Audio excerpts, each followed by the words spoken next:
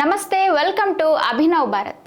ఏపీలో తాజా ఎన్నికల ఫలితాలు ప్రజలు భారీ మార్పు కోరుకుంటున్నారనే విషయాన్ని నిరూపించాయని డిప్యూటీ సీఎం పవన్ కళ్యాణ్ అన్నారు. ఈ పరిస్థితికి రావడానికి తామంతా చాలా నలిగిపోయామని ఆయన గుర్తు చేశారు. గత ప్రభుత్వం తమపై చేసిన దాడులు, కేసుల్ని భరించి వచ్చామంటే కారణం వ్యవస్థలను బతికించడానికి మాత్రమేనని స్పష్టం చేశారు. కలెక్టర్ల సమావేశంలో ఆయన మాట్లాడుతూ, మీరు ఎంతో కష్టపడి కలెక్టర్లు అయ్యారు, అలాంటి వ్యవస్థను గత ప్రభుత్వం భ్రష్టు పట్టించిందని అన్నారు. కానీ అలాంటి వ్యవస్థను బతికించడానికి తాము ఇక్కడికి వచ్చామని, బ్యూరోక్రాట్ల వ్యవస్థను బలోపేతం చేస్తామని పవన్ హామీ ఇచ్చారు. ఏపీ విభజనకు ముందు కూడా ఇంత ఇబ్బంది పడలేదన్నారు.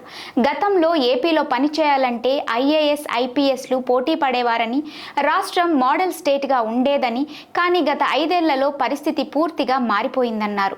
పాత రోజుల్ని తిరిగి తెచ్చేందుకు ప్రయత్నిస్తున్నామన్న పవన్ కళ్యాణ్, చంద్రబాబు అనుభవం, ఆయన దిశానిర్దేశం రాష్ట్రాన్ని బలోపేతం చేస్తుందనే నమ్మకం తనకుందన్నారు. తాను తీసుకున్న శాఖల్ని మెరుగుపరచడానికి సహాయ సహకారాలు కావాలని పవన్ కలెక్టర్లను కోరారు. ఒకే రోజు రాష్ట్రంలో ఉన్న 13,326 గ్రామ పంచాయతీల్లో ఉపాధి హామీ పథకానికి గ్రామ సభలు ఏర్పాటు చేసి తీర్మానాలు చేయిస్తామని, 2014-19 మధ్యకాలంలో 10,000 గ్రామాల్లో ప్రారంభించిన ఘన వ్యర్థాల నిర్వహణకు కార్యక్రమాన్ని ముందుకు తీసుకెళ్తామని ఆయన అన్నారు.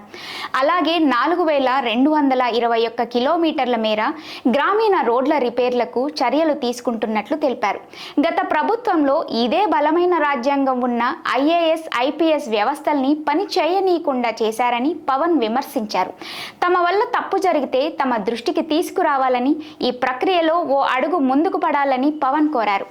రాష్ట్రం 20 ఏళ్ల వెనక్కి వెళ్లిపోయిందన్న డిప్యూటీ సీఎం, రాజ్యాంగం ఎంత గొప్పగా ఉన్నా దాన్ని అమలు పరిచేవారు సరిగా లేకపోతే ఆ వ్యవస్థ పనిచేయదన్నారు.